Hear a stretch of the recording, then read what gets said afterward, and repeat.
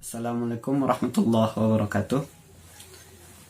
Apa kabar sahabat MNT semuanya? Semoga kita selalu dalam limpahan rahmat Allah Subhanahu wa taala. Sahabat CMNT yang dirahmati oleh Allah Subhanahu wa taala, sering kita bertanya-tanya, buat apa sih kita ngelakuin ini? Apabila kita membaca suatu pelajaran atau mempelajari suatu ilmu, kita juga bertanya, buat apa sih kita pelajarin ini?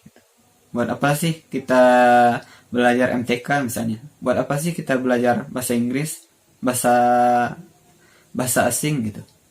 Sama juga apabila kita mempelajari bahasa Arab, kita juga sering mendengar perkataan tersebut.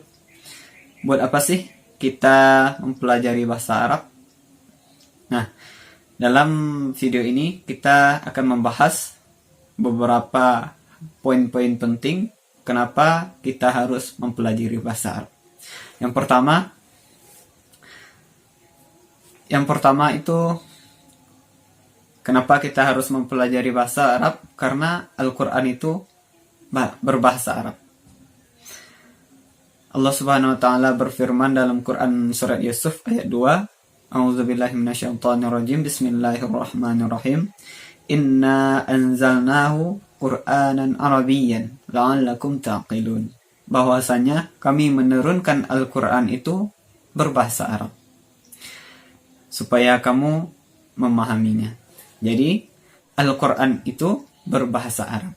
Jadi dengan kita mempelajari bahasa Arab, kita dapat dengan mudah menerjemahkan Al-Qur'an, memahaminya dan mengajarkannya dan mengamalkannya. Nah, yang kedua, yaitu memudahkan kita dalam mempelajari hadis-hadis Nabi Muhammad sallallahu alaihi wasallam. Sebagaimana yang kita tahu bahwasanya Nabi Muhammad sallallahu alaihi wasallam itu berbahasa Arab. Jadi, apabila kita ingin mengkaji hadis-hadis Nabi Muhammad sallallahu alaihi wasallam, ingin mempelajari bagaimana adabnya Nabi Muhammad sallallahu alaihi wasallam, mengikuti sunnah-sunnah beliau, maka kita harus mempelajari bahasa Arab. Yang ketiga, yaitu memudahkan kita dalam mempelajari ilmu agama. Jadi, kalau kita ingin memperdalam ilmu agama kita, maka kita harus mempelajari dari para ulama.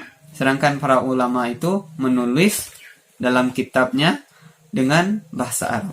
Contohnya, apabila kita ingin mempelajari fikih tentang taharah misalnya, tentang cara-cara bersuci, kita bisa mempelajari kitab ini Fathul Mu'in.